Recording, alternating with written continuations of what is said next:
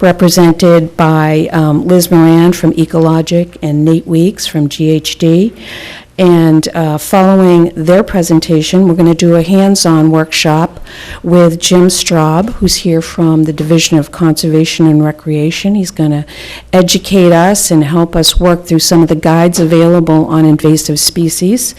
And followed at the end, Sandy is going to group together with some of the pond volunteers here in Eastham and go over some of the instructions for the September sampling round.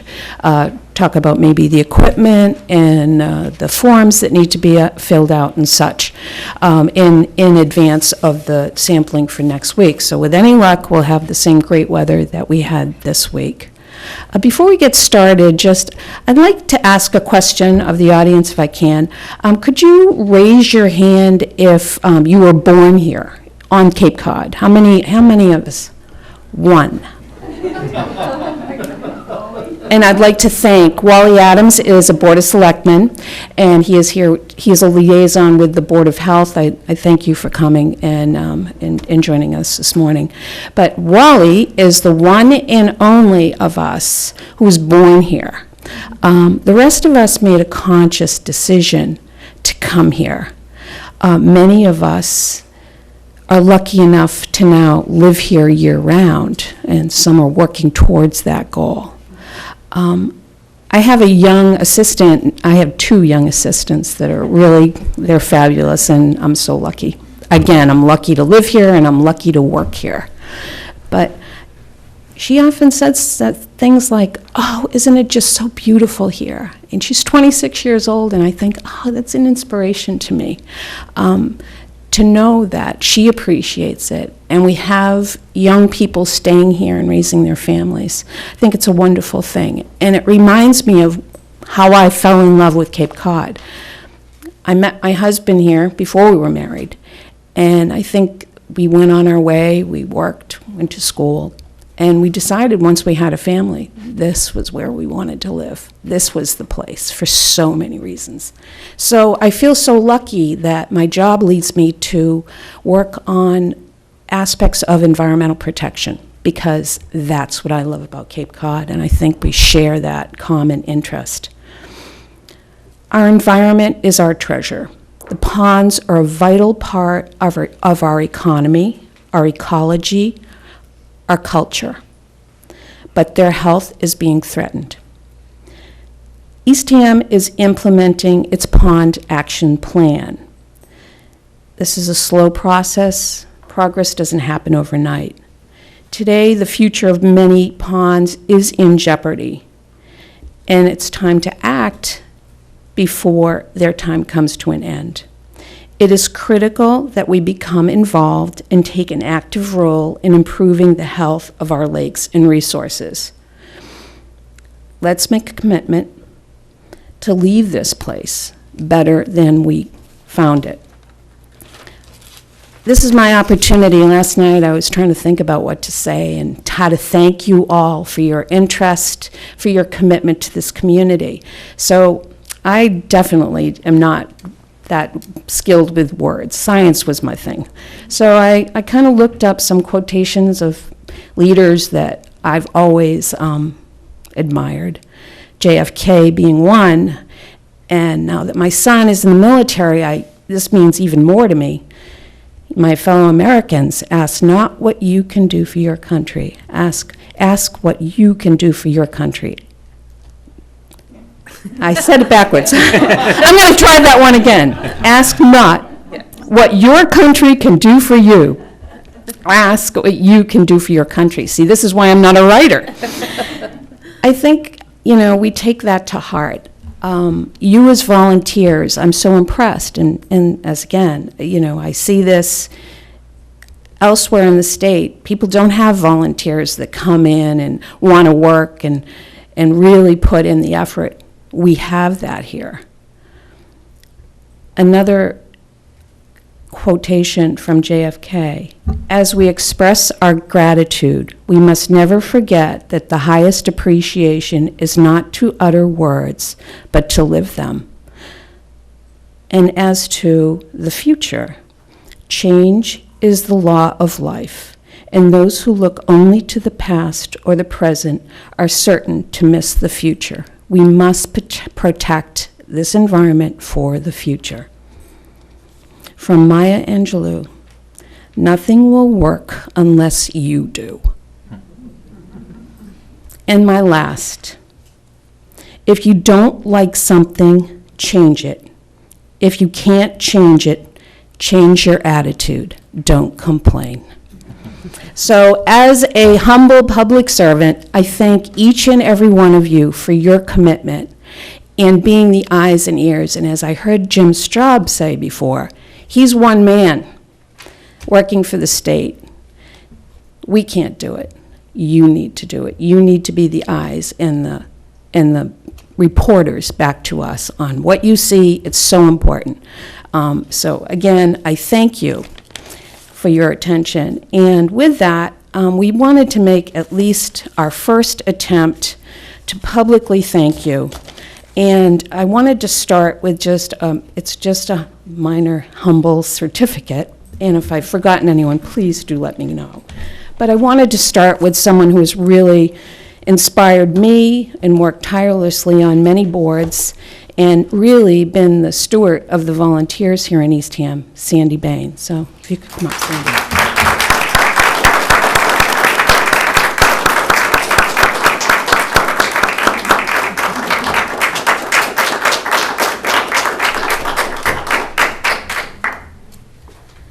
And I'm not going to take too much more time, but I'm going to run through people that are here, I do believe, and I will also just read the names of the others. Roger Dumas.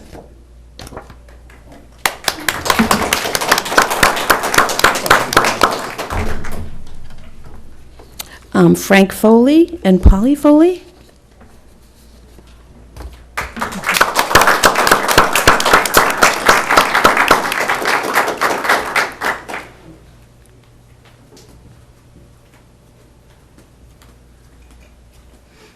Charles Harris.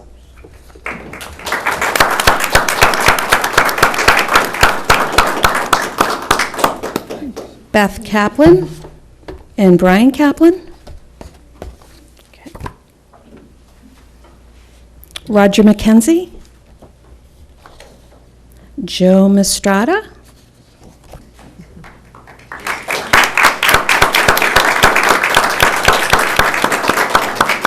Milt Levy.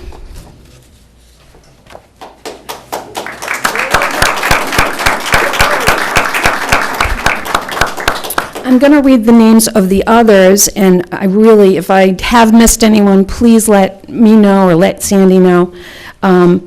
Martha Clark, Greg Delavorcier.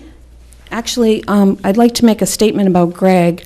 He contacted me and got together a group of citizens and made a donation to the town that we now are calling the Pond Preservation Fund. And that money will be used for some educational outreach, a project yet to be decided upon. But again, I thought it was such a wonderful gesture that he made that effort, and I do appreciate it. Frank Dobeck. Phil Grover, Mike Giskowski, Christina Higgins, Paul Higgins, Jerry Mistrada, John Milliken, Bob Mumford, Parker Mumford, Betty Luetta? Oh, thank you. And Dawn, I'm not going to try it twice.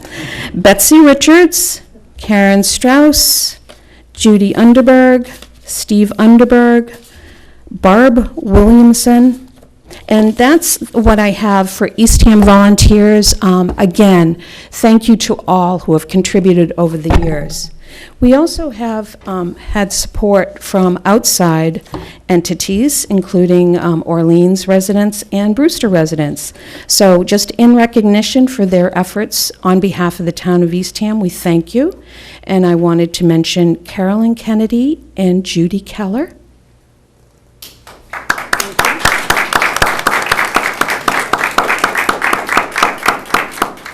Also from Orleans, Judith Bruce, Judy Scanlon and Joanne Figueres. Figueres. Thank you.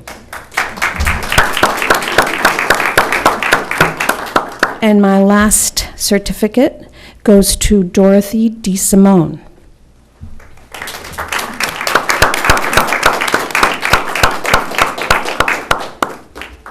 And at this point, I'm going to turn the conversation over to Liz and Nate, who are going to give us an update. And after their presentation, hopefully we'll have some discussion about future plans and future efforts. Where do we go from here?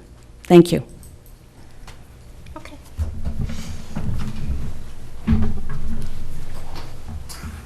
Well, good morning, everyone. And oops, that didn't work. Oh. What happened? We lost contact here. We'll let the engineer fix that. It's lovely to be back on the Cape. Congratulations to all the volunteers. It's really impressive for a town of a few thousand people that you can muster up so many volunteers to take care of the pond. So congratulations to everyone.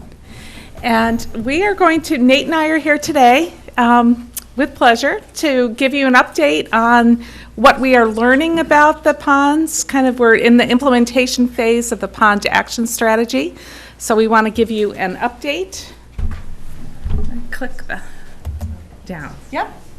So we're going to remind everybody about the action plan, which we finished in 2011, and show you some really encouraging and positive results from the alum treatment programs that were completed on Herring Pond in 2012 and Great Pond last year in 2013.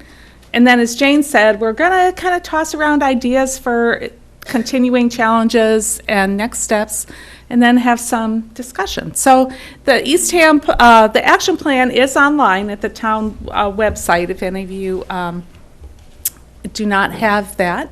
Nate's waving a copy around to show you what it looks like.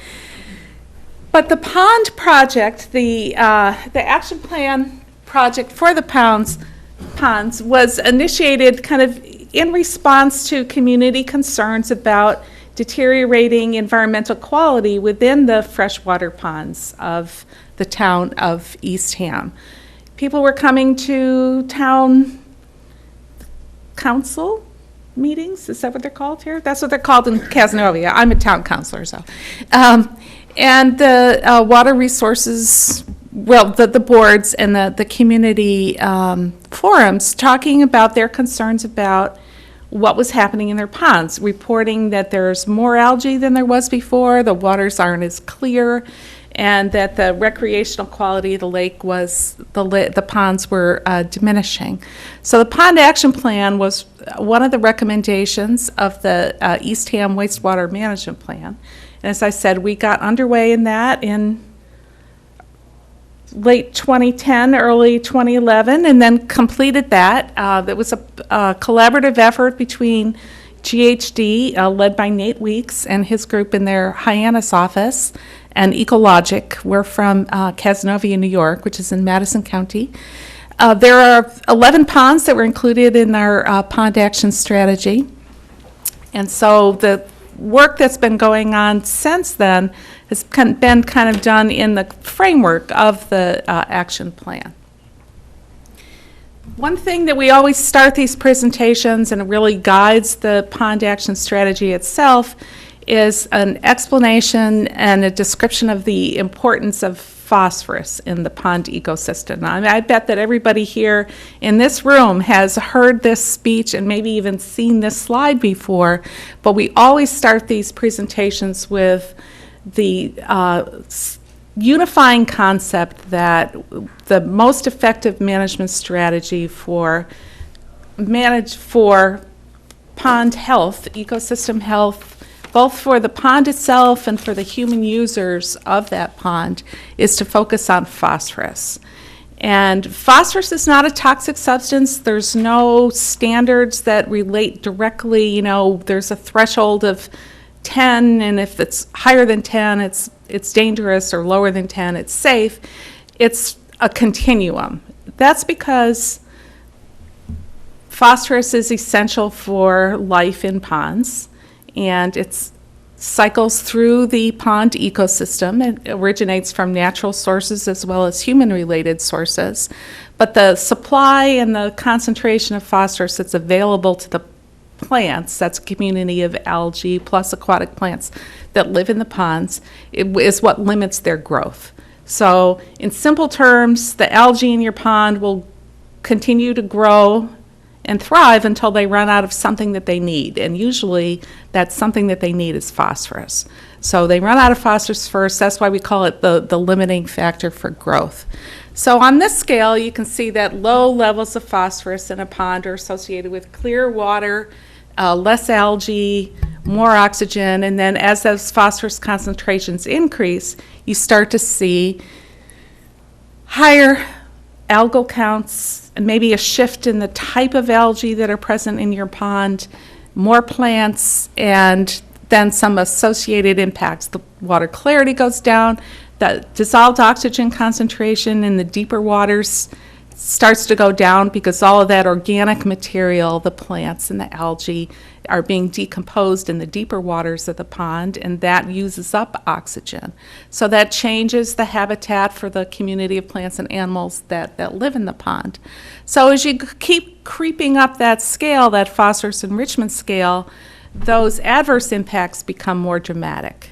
So you have more algae, less clarity, less oxygen, until you get to a point where the habitat of the ecosystem has shifted, and also the ability of people to enjoy the ponds in their natural state has been diminished. So as I said, there's no thresholds here. It's a continuum, but we see this very clear progression related to phosphorus levels in the pond.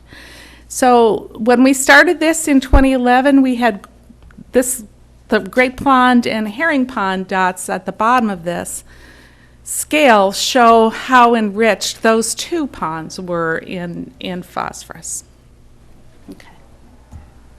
This is a picture of Great Pond. So you can see Great Pond still has clear water, lots of recreational users, but the phosphorus concentrations were building up, the algae levels were going up, and the oxygen levels in the deep water were diminishing, putting it on our kind of watch list for ponds of concern. In contrast, if Nate click to the next pond, this is Herring Pond in 2011 before treatment, and you can see that you have very strong evidence of green water from that algae. So the objective of our pond action plan was to help find some strategies that are really focused on protection of ponds that are in early stages of enrichment and restoration of ponds that are in later stages of their degradation. That whole process was really, we tried to make it very science-based and very with lots of community input. So we had several community meetings here where people talked about their vision for the future of the ponds and their concerns. Go ahead. Once we put all the ponds together and figured out what their issues were, we tried to do some screening of alternatives of, okay, what can we as a community do to intervene in this process? So we had a very good guidebook to help us that was developed by Ken Wagner. We were both in graduate school at Cornell together many years ago. And his practical guide to lake management is really a standard for Massachusetts for pond management. And it looks at various alternative ways to help restore or protect the lakes and ponds of the waters. In fact, Ken is updating that as we speak, and thinks he'll have the latest version will be published in early 2015. So that'll be good. So as part of the process then in the pond management plan, we looked at the ponds, the conditions of the ponds, and then screened them against remedial alternatives to see which ones might be recommended for the Eastham ponds. Of course, we had set out up front some criteria for, well, how are we going to decide? And we wanted to really focus on kind of as much as possible, linking causes and consequences. So we wanted to, if we're going to take a remedial measure, we want it to directly address the impairment. So what are we seeing in the pond? How does this relate to phosphorus cycling or oxygen? And what's its likelihood of success? It's based on what have other people tried. I mean, Eastham is certainly not alone, and we have representatives from your neighboring communities of Orleans and Brewster, and as well as farther up and down the Cape, who are all struggling with this issue of managing water quality in the kettle ponds. So we can learn a lot from our neighbors, and we tried to make sure that we incorporated that knowledge into our analysis. How long would it last? Is this something that has to be repeated every year? Is this something that would last for longer? The relative costs, benefits, and risks. You know, any kind of environmental intervention has some associated risks, so we have to think about those carefully and try to be as quantitative as possible in our analysis of that. Particularly related to human health and environmental health, so protecting the people who live around the ponds, but also the community of plants and animals that have been adapted to live in the ponds now. How about permitting? You know, what will the regulatory agencies let us do? And then finally, what the voice of the people of Eastham. What do you want done, and how important is it? What are acceptable trade-offs and costs and consequences? So we went through that process, you know, of screening all the alternatives, all the ponds, and we came up with a short list of techniques that seem to be appropriate for certain of the ponds. So this slide is kind of the summary of remedial measures, things that can be done. First on the list was an alum treatment program. Of course, we'll be talking about that with respect to Herring Pond and Great Pond. But alum treatment is now a widely used technology for helping lock the phosphorus that's in the bottom muds or sediment of the ponds, keeping it tied up in the pond so it doesn't become dissolved back into the water column and available to keep growing algae, essentially. Enhanced circulation is another widely used technique. This just helps keep the water in the pond mixed by keeping oxygen close to the bottom sediments. It helps change the chemistry of the sediments, and that helps keep the phosphorus tied up in the muds as well. Everything we looked at for all the ponds, and you'll hear this from anybody who's working in pond management, is to think about what you're doing on the landscape. What can we do to prevent phosphorus from washing into the ponds through surface water runoff, you know, carried in through storm water from roadways or fertilizers from lawns, you know, those kinds of controllable sources. What can we do to help mitigate that? Also, because the kettle ponds are really fed by groundwater, what can we do subsurface to improve septic treatment in non-sewered areas and help kind of keep the phosphorus out of the groundwater so that it doesn't eventually make its way into the ponds? So they're all kind of in a category called watershed BMPs, which stands for best management practices. So just ways to think about what we can do to help reduce phosphorus input.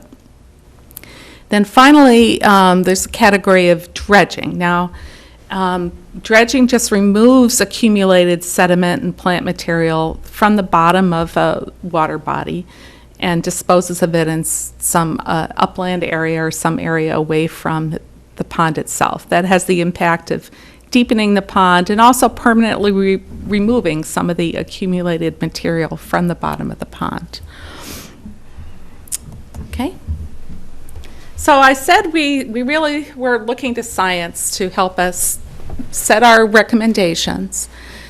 But we also needed to, within the 11 ponds in Eastham, which ones should get our attention and resources first? So we looked at how bad are they, first of all, And, what's their prognosis? Are they stable? Are they declining? Are they improving? And also kind of policy considerations. Are these publicly owned water bodies in terms of investing public resources? Is there access? How big is the pond? And has the town invested previously in efforts to help maintain those ponds? Just in terms of a public policy and equity point of view. So in the action plan, you'll see that we assigned numbers and rankings to these kind of criteria so that we could kind of sort through the ponds. And we just did a simple 1, 2, 3 ranking system for this that kind of addressed those issues that were on the previous slide. So the how bad is it? That's the documented impairment. What's its prognosis? And then its ownership, access, and size, and previously treatment. Those are previously treated. Those are the policy-related considerations. So when we did that, Great Pond and Herring Pond rose to the top of the list, along with the Minster Schoolhouse complex, as kind of the ponds that were scored highest in terms of priority for action. And then you'll see a range of others for the other ponds. So that's fine. Sorry. So I've mentioned alum already, and we were very clear in the action strategy that alum is a reasonable alternative for ponds that meet certain well-defined criteria. They have to undergo what we call stable thermal stratification, which means that there's a well-defined upper layer of warmer water and deeper layer of cool water that sets up during the summer, because that's the dynamic that sets up the sediment release from the bottom waters. When there's that much of a thermal gradient from the top of a pond to the bottom of a pond, that induces there's a density gradient that's associated with that. So the warmer waters are floating on top of this pool of cooler, denser water. And that stratification is so strong that the winds can't typically mix that up. So that means that the deep waters remain isolated during the summertime from the atmosphere. So as the oxygen gets used up during decomposition, it doesn't get replenished by mixing back with the atmosphere. So that's why thermal stratification is one of the key factors that you look at when you're evaluating whether a pond is a reasonable candidate for an alum treatment program.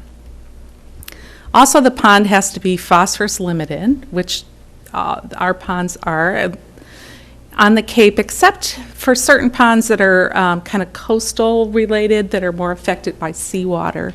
Some of them are nitrogen limited, but the inland ponds in Eastham are well documented to be phosphorus limited. And we know this from a lot of the work that's been done by the SMAST program. And Nate will tell you what that stands for. SMAST? Everybody knows it. It's the School of Marine Science and Technology at UMass Dartmouth, which does quite a bit of the pond work. Ed Eichner works for them. Brian Howes works for them, and very, very good program. Mm-hmm. So we have very good, kind of science-based documentation about how important phosphorus is here. Also, for the pond itself, you want to be sure before you think about an alum treatment that the majority of phosphorus that's fertilizing that pond and growing the algae that we see each summer is actually coming back from the bottom muds. So you have to understand the sources of phosphorus, how much is coming from external and how much is coming from internal. And then there's a technical factor related to this, which is the chemical nature of the sediments themselves. Because when you have iron-rich sediments, which we do in both Herring Pond and Great Pond, iron is a mineral that changes its oxidation state based on whether there's oxygen in the water or no oxygen in the water. And when that chemical change in oxidation state occurs, that's when phosphorus gets released back. So when there's oxygen, iron in the bottom muds can keep that phosphorus bound in the sediment, so it's not in the water and available to grow algae. When you run out of oxygen, the chemical changes in the iron oxidation state release that phosphorus. So the presence of iron in the sediments is important, and that's something that we had to do. We did a lot of testing of the sediments before the program. Okay.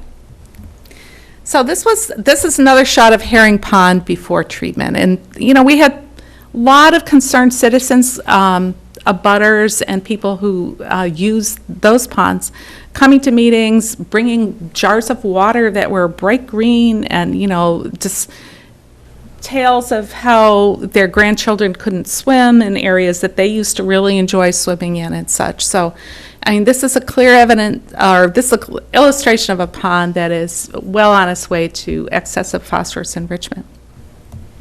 So we did an alum treatment, and we picked the best little window of time ever, which was when Hurricane Sandy decided to come up the coast. But it took about 3 weeks actually to find 4 days when the wind was low enough to actually do this treatment.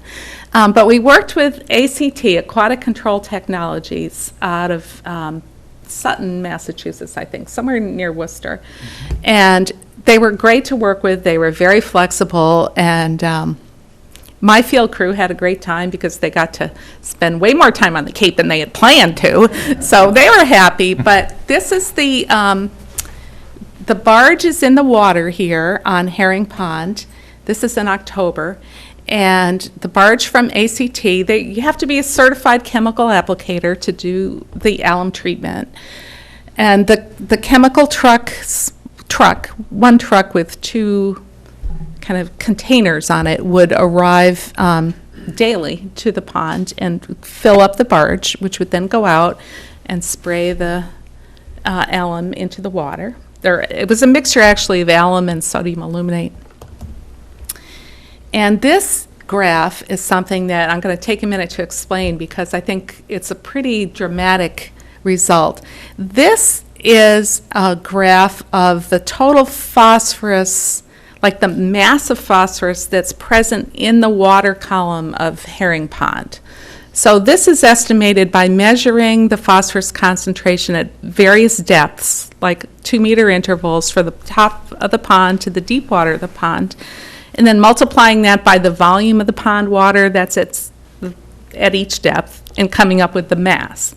So before the first bar in October 2012 is before treatment. So there were about 93 kilograms, I think, of phosphorus in the pond at that point in the water column. So we did the water treatment, or the alum treatment program, and after the alum treatment program, like the 2 days after the final application of chemical, we went back and measured that phosphorus profile again from top to bottom, and we saw that the treatment itself, which involves applying alum to just under the water surface, then having it sink down through the water column, that treatment took out about 17% of the total phosphorus mass in there. So it's down to about 75 kilograms. But that's not really what alum is designed to do. That's kind of an ancillary benefit, that it helps strip phosphorus that's present in the water column during the treatment. But where it's most effective, as we've been talking about, is binding the bottom mud so that the next summer the phosphorus doesn't come back up from the bottom muds. So we've been monitoring Herring Pond subsequent to the alum treatment program. And when we went back in March, there was only 20% of the original phosphorus was in there. So that meant that under the ice, in the water again, the water column again gets very stable under the ice, and typically you get deep water anoxia and phosphorus release. That wasn't happening. And then we continued to monitor, and what we're at now, which has been stable for a year, is we're down to, 10 kilograms of phosphorus in that pond. So we're seeing a 90% reduction which has been stable. And what we're hearing I think the next slide shows the water clarity improvement in the pond. So again, we treated in 2012 in the fall. And you see that the subsequent years, 2013 and 2014, the herring pond has been really crystal clear. And Jane has told me that she's been getting feedback from residents about how great the water quality is and how clear. Right, Jane? In fact, when we were here taking we did the Great Pond treatment in 2013. That's what I'm going to talk about now. So we came in the summer before last summer, so the summer of 2013, to take the sediment samples to do the iron testing, because that's how you figure out the dose of alum. We went to Herring Pond to see what it looked like, and there were people swimming there who were just ecstatic, who recognized us. Of course, we had our Ecologic T-shirts on, and they came over. Oh, this is so great! So everybody was happy. We were on TV. So in 2013, we went to our next pond, Great Pond, and this picture here is what we call a bathymetric map, and those of you who do the sampling know that this is a map of the bottom of the lake. And the area within red is the area of Great Pond that's deep enough that it shows the seasonal anoxia. That means that during the summertime, waters within this little boundary tend to have no oxygen at the bottom. So this is where we took our sediment samples from this depth as well. But this was the target area for the alum application to Great Pond. Now I have to say Great Pond started off in much better condition than Herring Pond ever did. So our thoughts about Great Pond were more that it was a protective measure more than a restoration measure, that the pond quality was clearly declining, but it hadn't yet reached the point that that Herring Pond had reached. So we didn't have the massive algal blooms and the green water. So we thought that this was a good example of a protective measure. And in fact, the dose of alum that was applied to Great Pond was much less than half of the dose that was applied to Herring Pond. Go ahead.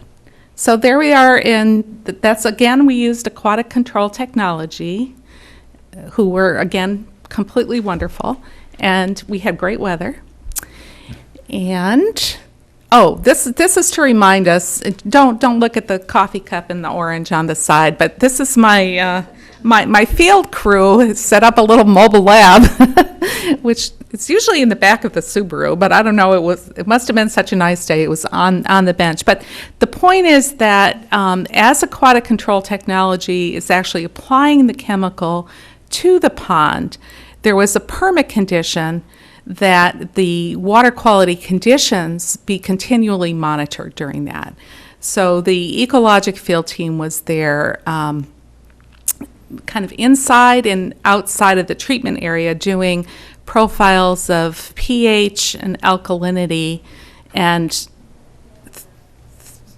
all during the treatment program, before, during, and after that treatment plan. So they were essentially on the pond for most of the day testing that. And this little field lab shows some of the instrumentations, and they did alkalinity by titration, which is why you have some of the glassware there.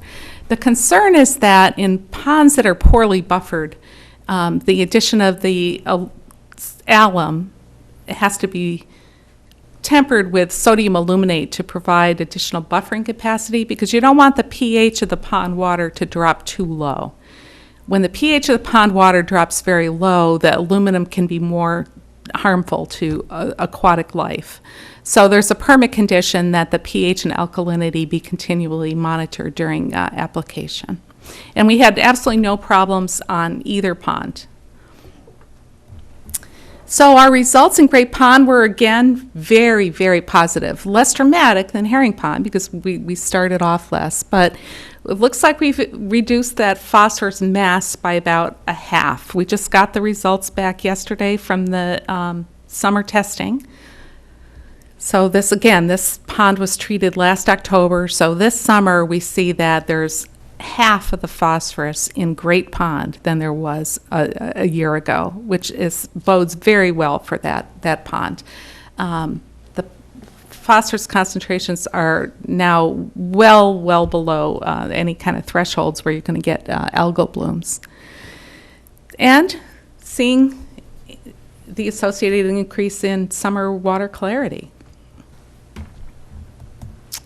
So when we looked at, Jane sent us all of the data from the PALS program, the data that many of you are instrumental in generating, and we updated a chart that we have in the action plan to see how are the ponds faring. And the two ponds that have moved, that have changed, are Great Pond and Herring Pond that had the alum treatment. And you see that their water clarity has increased, their phosphorus has gone down. Nitrogen stays about the same, and the chlorophyll thresholds, which are very, very low on the Cape, all the ponds can kind of go over 1.7 is a very low number for chlorophyll.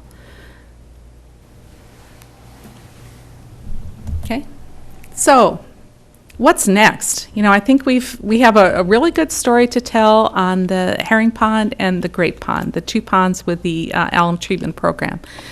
But shallow ponds are much more challenging. I mean, we certainly need to continue to focus on prevention as the key, to understand what's going on in the watershed, control as much as possible of the sources. But there are fewer tools available for the shallow ponds. Alum is possible for shallow ponds, but its effects are just not as dramatic because the deep water release of phosphorus from sediments is not a phenomenon that's really helping to in the excess fertilization of those ponds. So alternatives that enhance the mixing of the water are attractive. We see that on Santuit Pond has been installed some solar-powered mixing devices in Mashpee and Mashpee, yeah. in Mashpee, yeah. And then also, and something that we're going to hear more about in the second part of this session today is invasive species management. Really important, especially for all the ponds. So enhanced mixing. Solar Bee is an interesting technology. They have been trying to position themselves in kind of the lake restoration technology industry with some success. There have been some tests that universities have done on larger ponds that demonstrate that they're not very effective on larger ponds. But their better outcomes seem to be on smaller systems. The way they would work is to, even though the ponds don't undergo permanent thermal stratification and those chemical changes, the idea is that as they get more and more productive, that sediment layer there's so much decomposition going on that you can get very transient or short-lived stratification, and maybe you get pulses of phosphorus that are coming up from the bottom. So the idea is that the enhanced mixing will just help keep that process from occurring. So we've had some conversations about solar bees, and one of the residents, or one of the members of the water, or Charles Harris, I don't know if you're in the Water Resources Council or that's it. Town Committee. The Town Water Management Committee has also brought forward the alternative for, instead of using solar-powered mixing devices, what about using wind-powered mixing devices? So installing a windmill with a shoreline compressor that would then kind of bubble bubble the ponds. What are the potential benefits, risks, and costs associated with that approach? So there are some advantages to the solar power in terms of it's quiet, it's a renewable source of energy, doesn't have structures. It is far more costly than windmills, it appears, from the preliminary calculations that Charles has put together. They're also noisier, and then you have the issues associated with structures on the pond bottom and the safety of electrical conduits.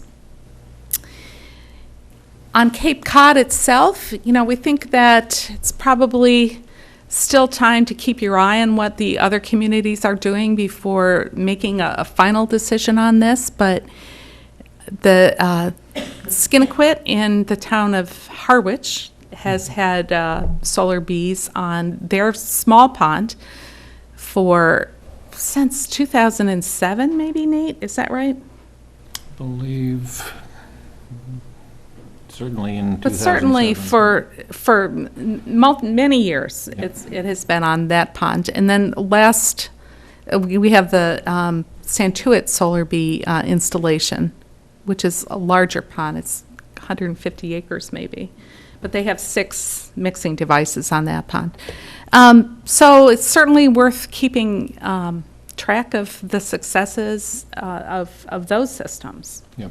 And one thing that we did in preparation for this presentation is made some calls to Heinz Proft and Bob Duncanson and Rob Gatewood of Barnstable, and asked about, what they're doing in terms of their pond management. And we were planning on reporting on that a little bit later. But Skinnequit had only one solar bee on it, and talking with Heinz, he feels as though probably they should have used more, that it was undersized a bit. His observation of Skinnequit this year is that it is green, or greener than he would like it to be. So there is some question of the real effectiveness, but also there was more a question of the sizing of the equipment for that pond. That application was managed by a pond association, and I think, the pond association really wanted to do something and kind of went out and did it. Now we're seeing those effects.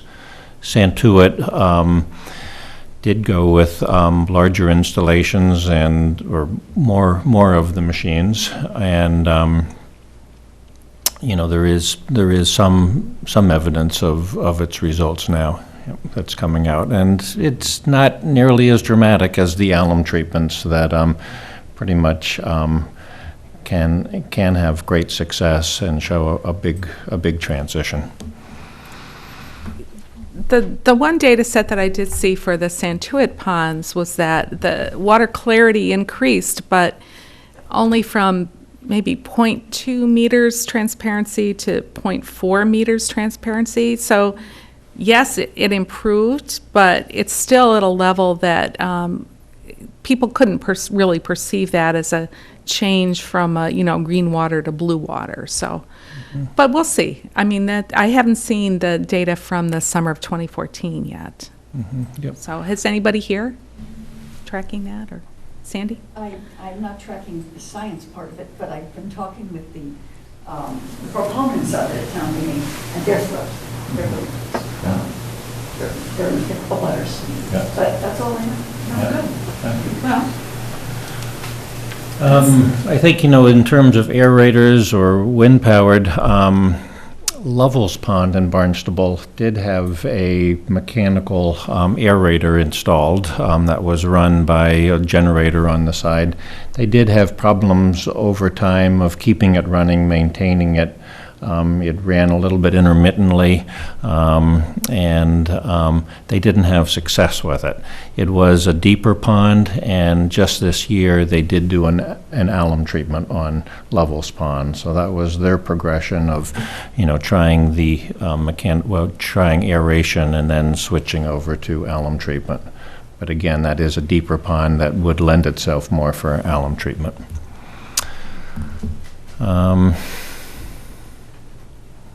probably most of the updates of what we have of active interventions. Yep. My name is Conrad Schultz. I'm a president of Brewster, and we're working on a lot of these same issues.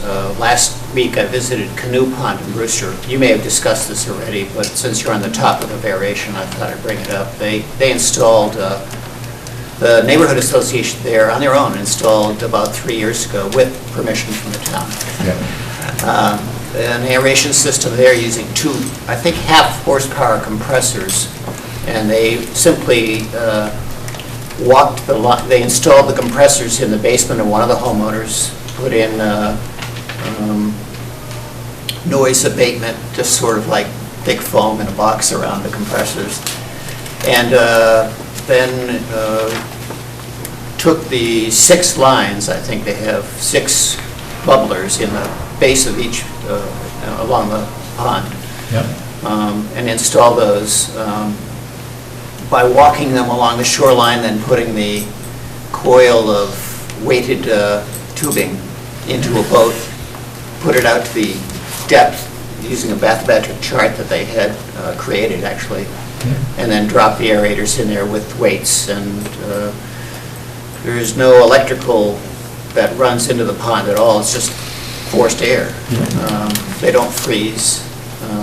And they've had what they seem to feel, very, very important words, a clarity improvement. It's a shallow pond. It's an 11-acre pond. And it's an interesting model that we're looking at for other shallow ponds as well. They've just performed their water quality tests again, I think, or are just doing them again right now, and are waiting to hear the data back. But it's been a few years now, so no freeze-ups, none of those sort of problems. So. Okay, good. That's good. That's a good one to follow.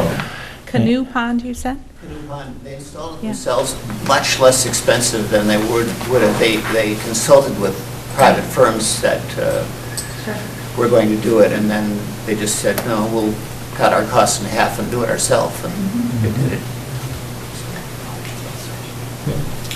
What has been the longevity of the alum treatments in ponds similar to herring and grape? Yeah, it's the one that has had the longest alum treatment on the Cape is Hamblin Pond in Barnstable. And Liz has a slide, and Go ahead. Liz and I were involved in doing some post-treatment monitoring about 18 years ago. And the pond water clarity, yeah, it has been that long. The pond water clarity, it was a very successful pond treatment with respect to water clarity and water quality afterwards. This summer, they are seeing algal blooms again. And they are talking about retreating it with alum possibly as soon as next year. So the rule of thumb would be about 20 years. It would be the most that you could hope for, and I think typically the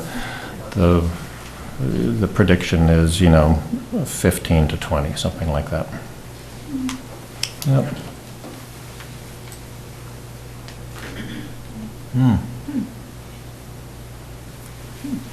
Click that. All right, and then I can go down here. and click this, Yeah, good. Thank you, Nate. But I want to, see, here's what's not happening.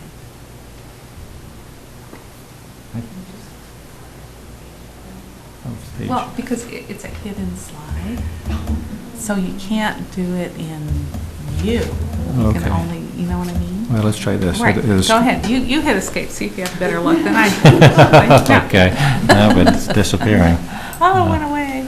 But anyway, Sorry. no, that's fine.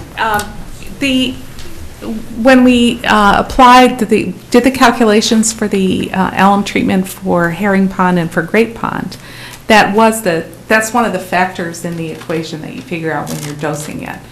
And yeah, 10 to 15 to 20 years is kind of the window. You say 10 is the absolute, after 10 you may start to see some diminution of the binding capacity of the alum that's in the sediments. But then that doesn't really translate into water quality degradation for a longer period than that. And that's what happened with Hamlin Pond. I mean, they calculated that they would get 15, and they actually got about 18 before it started to reach the point where they are considering another treatment program for that pond. I have one other question. Yeah. Could you give the approximate sizes of herring and great and the cost of the alum treatment in each? Yes, let's see.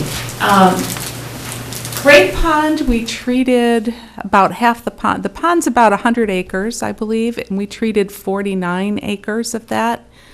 And I believe the cost was, I'm looking at Nate because GHD actually ran this contract.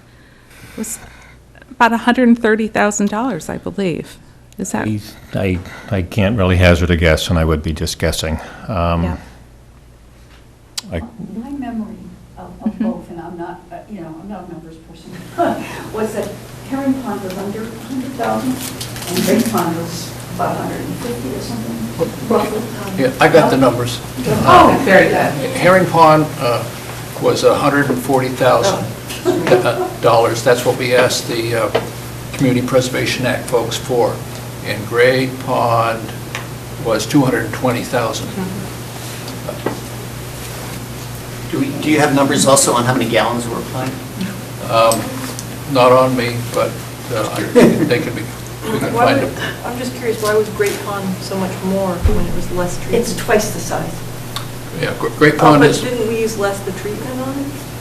well, Great Pond is 110 acres, and Herring Pond is 70 acres. So the proportions do work out okay. I looked at them. I have a question. I noticed in one of the graphs for Herring Pond when you were monitoring phosphorus levels, in like 1 year, it changed dramatically. I think it was 2009 when it really changed, and then it kept going down. Do you have any insights as to why it would change so quickly? That's the water clarity history for Herring Pond. I do not. It's certainly changed at that point, and that's, I think, when the community concerns started to really ramp up. Yeah, right there. This one. Yeah, from 2009 to 2010. Mm-hmm.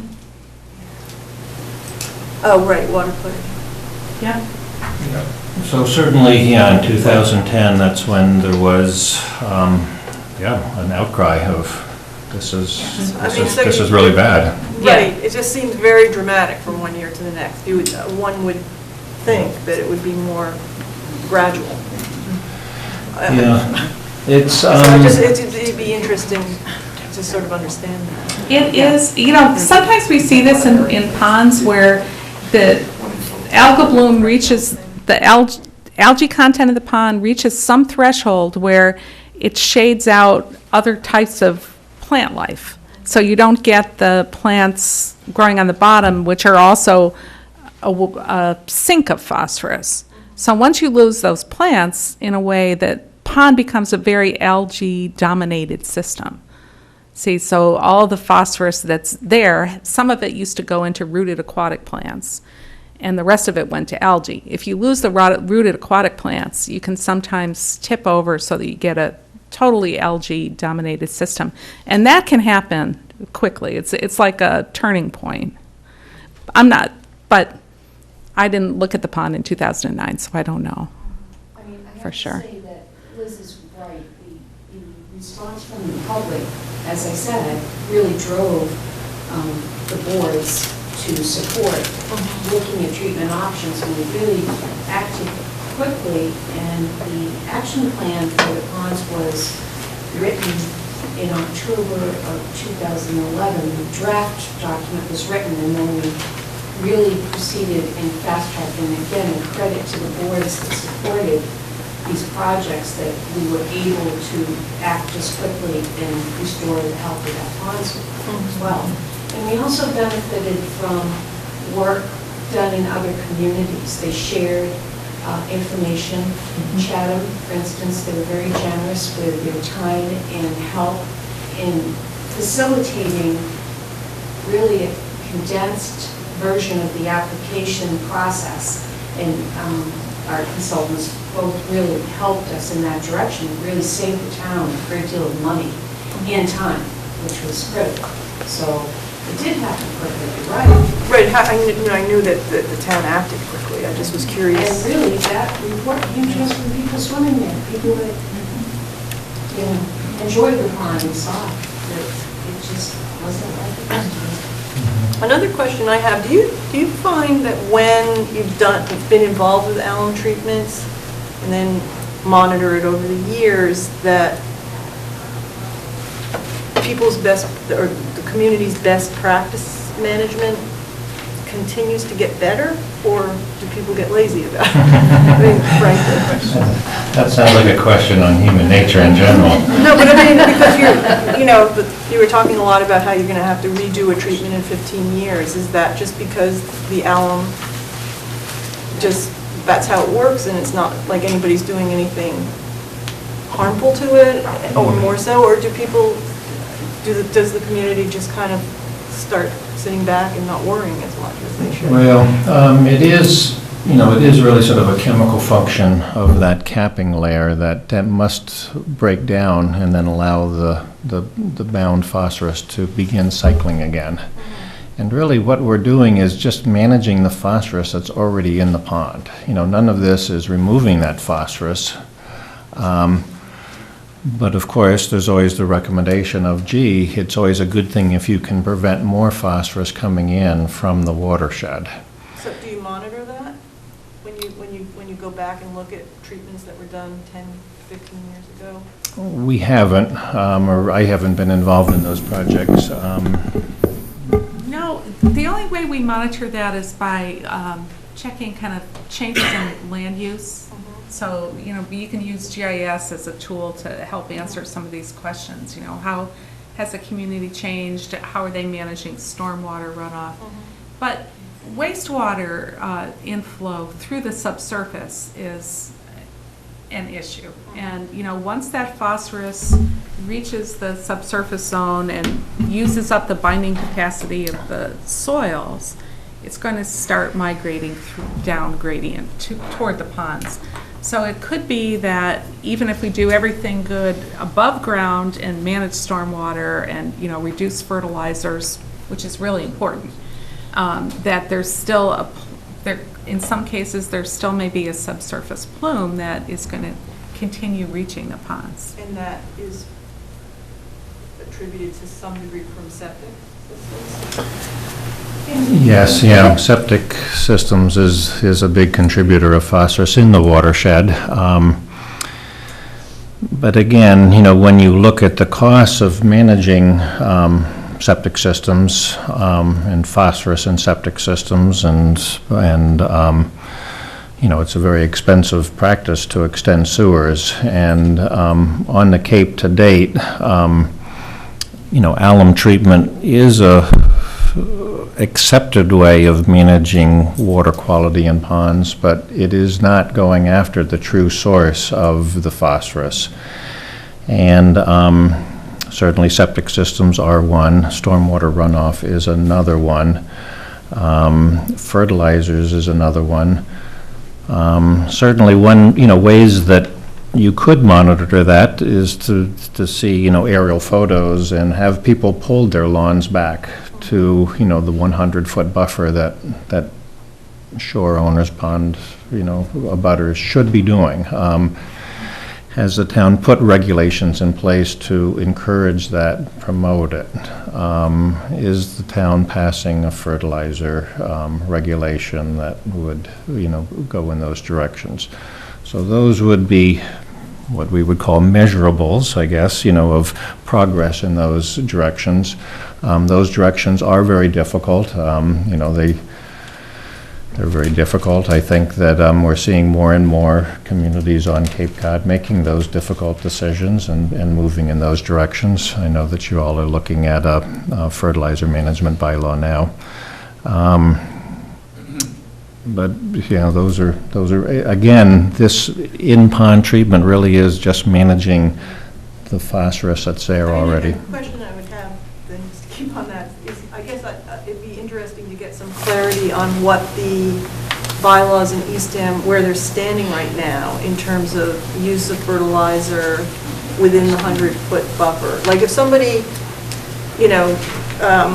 goes to the health department and applies for, because they're within the 100-foot buffer, applies to renovate or whatever,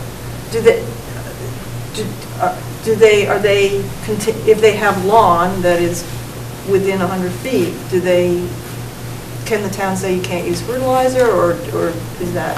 And then I would have the same question about septic. I know there's an alternative septic system that has helped a little bit with this. Eastham has lot constraints, just like every community. A lot of these properties are already built, and we certainly try to do the best we can to improve properties as they come in for evaluation for whatever reason. And, clearly, if the homes are already built, we cannot remove their, In terms of fertilizer, we are meeting with the Board of Selectmen. I invite you all to join us. We are meeting on September 16th. Thank you. I think it's 16th. It's a 2:30 meeting, and we will be meeting jointly with committees that have stakeholders in that process: Water Management, Board of Health, Conservation, Board of Selectmen, to discuss the Cape Cod Commission's draft fertilizer regulation and how we proceed as a community. Do we choose to adopt that? If so, do we adopt it as a bylaw, or do we adopt it as a Board of Health regulation? Or do we prefer to take another road to get to that? But I think this is all part of what we can do. And I think the point of today's workshop here is exactly, I stole it from DCR, protection through education. That's what we're trying to continue this process and to protect our investment. And there's a lot we can't do. Maybe we can't sewer the complete watershed around each one of these resources, but there are things we can do. They're small, and maybe it's not going to reverse the need to, in some cases, reapply alum 15 to 20 years out, but maybe we can slow down that process. There are things we can do, and we need to make that the thing everybody wants to do.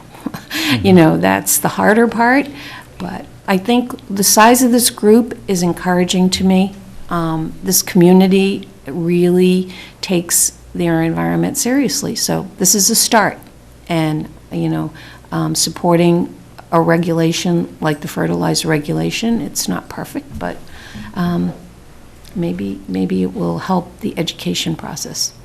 And can you explain the alternative septic system that? We have systems in some cases where we can't meet, the most critical issue to the Board of Health is setbacks to drinking water wells. That's our primary concern because it's a public health issue. So in cases where drinking water and wastewater discharge are less than the required 100 feet, in some cases, alternative technology is required that reduces some of the contaminants in that wastewater, including total suspended solids, BOD, and nitrate nitrogen. Those are the issues related to wastewater that impact drinking water well. So in some cases, that's a requirement. It's it's expense and it's a burden on the homeowner, et cetera, but sometimes required. What kind of down gradient monitoring are you doing of the alum treated ponds to make sure that the alum is not leaching out of those sediments and into the groundwater? We measure in groundwater at 2 properties down gradient of Herring and 1 property down gradient of Great. And the parameters that we are observing are sulfate and dissolved aluminum. And we haven't seen any changes or any concerns there. There was... Are those at the depths that the alum is actually sitting in? So, I mean, if the alum is on the bottom sediments at 30 feet, are you testing the groundwater at 30 feet to see what is leaching? Yeah, I would say the answer is probably no. The way that we are monitoring it is going to private residences that have private water supplies. They're down gradient. And exactly where their well is screened and is drawing that is not known. But it was the issue that gets raised about alum treatment, and we went into great detail with the Eastham Conservation Commission as part of the first permitting process and looking at the science of methylization of mercury and whether alum treatment would enhance or promote that, which is a negative thing, or would remediate it, which would be a positive thing. The science would indicate that alum treatment would remediate it because methylization of mercury happens during anoxic conditions, and the mercury is already there. It's being delivered by precipitation, one source. And by applying alum and reducing the anoxic conditions there is less chance of methylization. So there was quite a bit of discussion about that, and there was also the issue of, aluminum may have some health effects. And aluminum is a naturally occurring element in our groundwaters and is there, but there was a desire to monitor aluminum down gradient.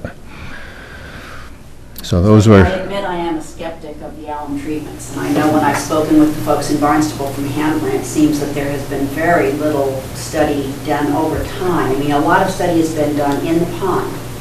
Very little has been done, if anything, about what is being released from these alum treatments into our groundwater. And ongoing now, alum has become the silver bullet. Everyone's loving it. And you look around, and Harwich and Brewster and Chatham and now Eastham have all done alum treatments. And we know we are that sole source aquifer. And I just get, there was a time that we all thought DDT was the silver bullet when it came to insects. And 1,4-dioxane was the silver bullet when it came to what does preserve these things. I get very concerned that we're going to look for the quick, cheap fix. And down the road, we're going to find that it was neither cheap nor quick. And that we really have... Well, I think, those... Yeah, we did it. Yeah, those are very important issues, and certainly the Eastham Conservation Commission spent many months and many meetings talking about that.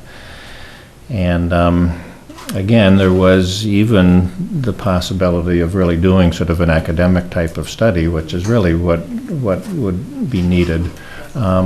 From our research, we hadn't found that academic study had really been done anywhere in the United States, or the world for that matter, and so we couldn't do it. Of course, we said it's possible. It's just a matter of developing a scope and a monitoring and the QAP and all the rest of it.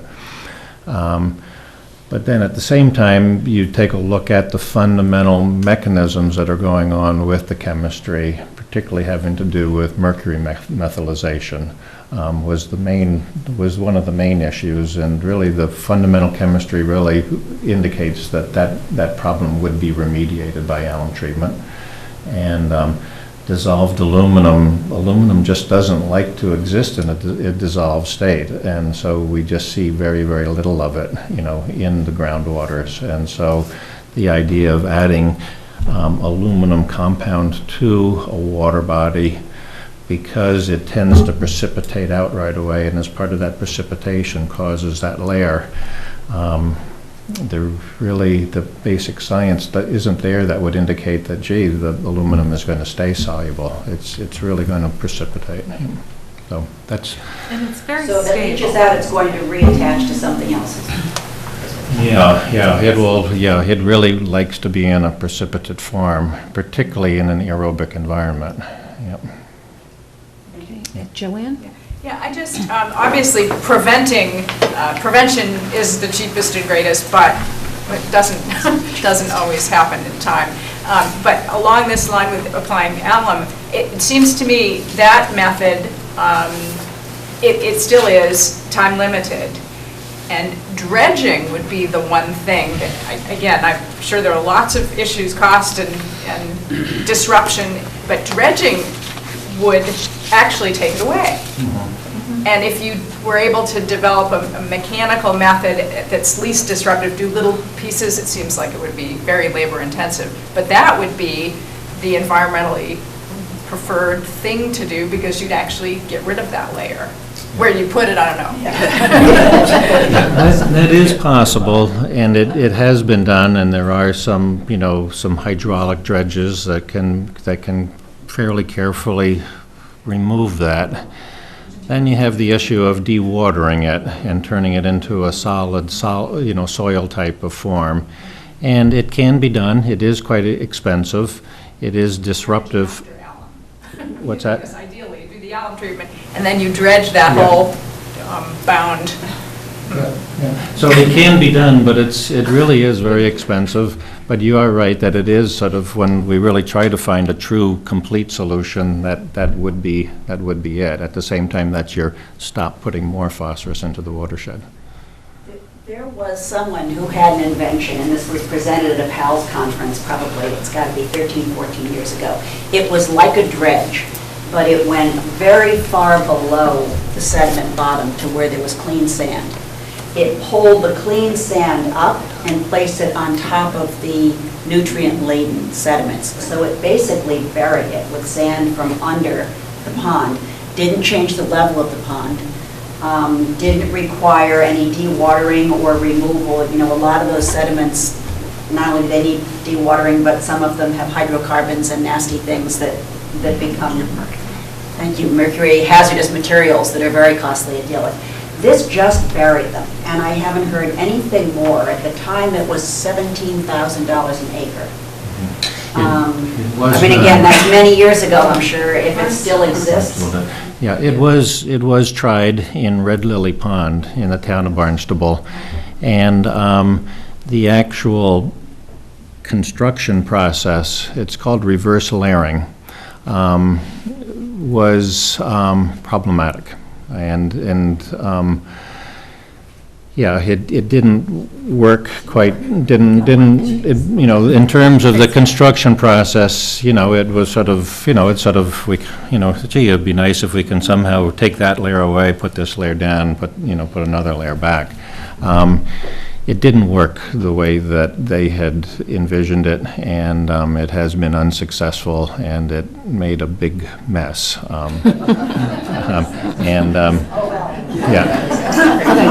sounded good. Yeah. Of course, $17 million. Just two questions. You may have answered these because I came in late here, but how long does it take for the phosphorus that's in a septic system to get to a pond? And two, have any cores or sediment cores samples been done on any ponds in Eastham to determine what's there now for phosphorus? The first question depends on two major factors: how far the septic system is from the pond, and the second one is what the soil chemistry is. And the soil chemistry has a great benefit, has a great capacity to absorb and attenuate soluble phosphorus. But the question is, how much capacity is that? And that really gets into the chemistry, and the chemistry is governed by aluminum and iron particles on the sand particles. And it gets into, if you're really going to ask the question, it really gets into a very detailed soil science evaluation, and Liz has recently completed one in the town of Falmouth. Crocker Ponds. Related to fate and transport of phosphorus from a currently approved treated water recharge area for a new, also called effluent discharge from a wastewater treatment plant. So there was a need for a detailed soil study to look at that. And the outcome of that study was for a recharge of about 1 million gallons per day of treated water at a very low concentration of phosphorus. It would take over 100 years to travel about 2,000 feet, something like that. And those were using very conservative assumptions, and an adaptive management approach was decided on how to monitor that. So that all gets into a wastewater management sort of scenario, but it does get into the same soil science.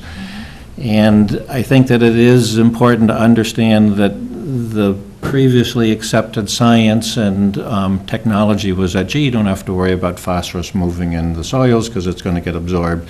A lot of work has been done to show that it does move, and so we do have these small plumes that are just slowly moving.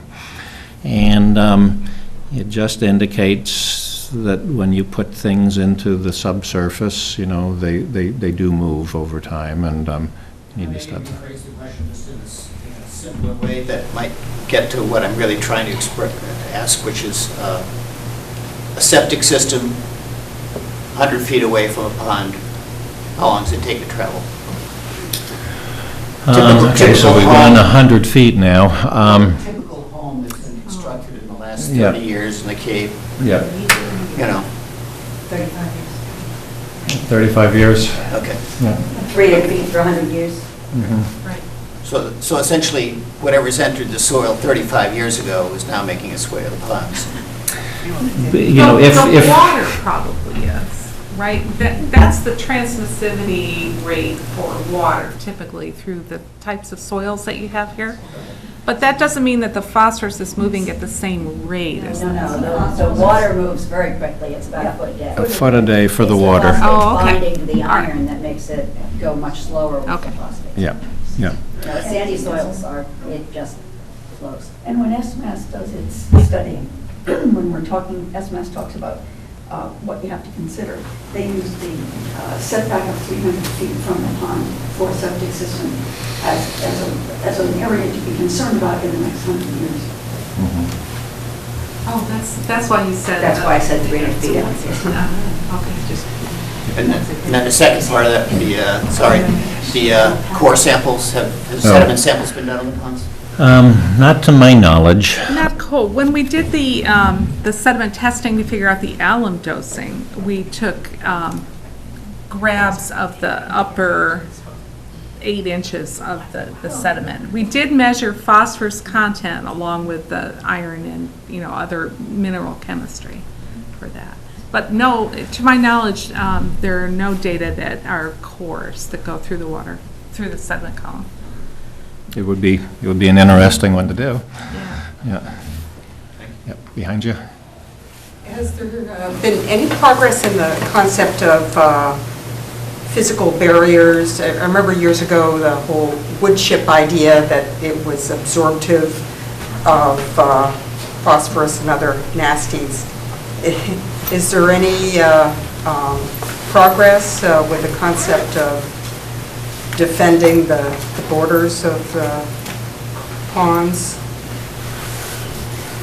I know that for barriers have been used successfully for invasive species and plants and things like that, but as far as providing a way of tying up the phosphorus in sort of a natural material, like I remember there was oat straw that was identified as a possibility.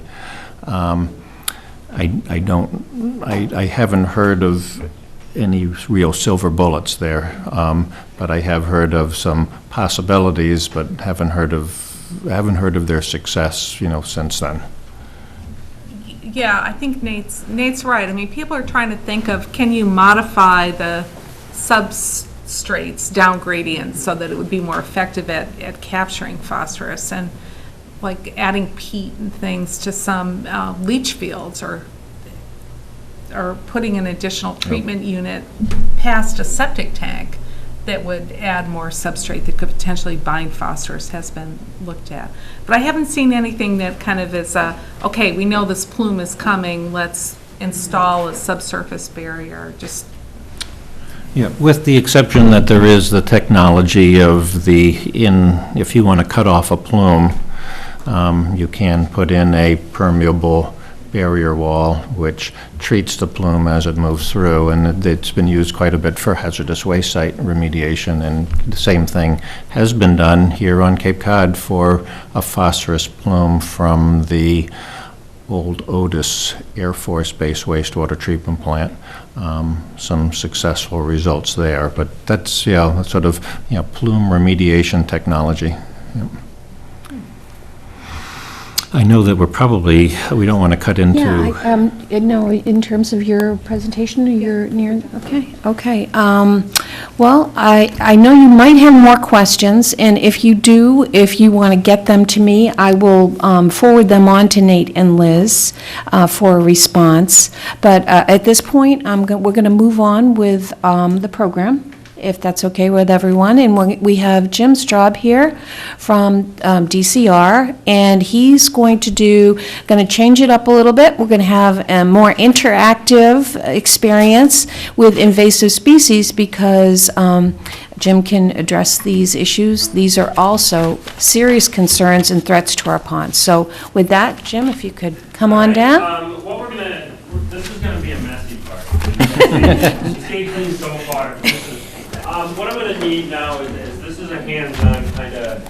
So if we all want to take like 5 minutes and walk around, stretch out, maybe grab something to drink or go to the bathroom. I'm going to need to set up some tables up front here.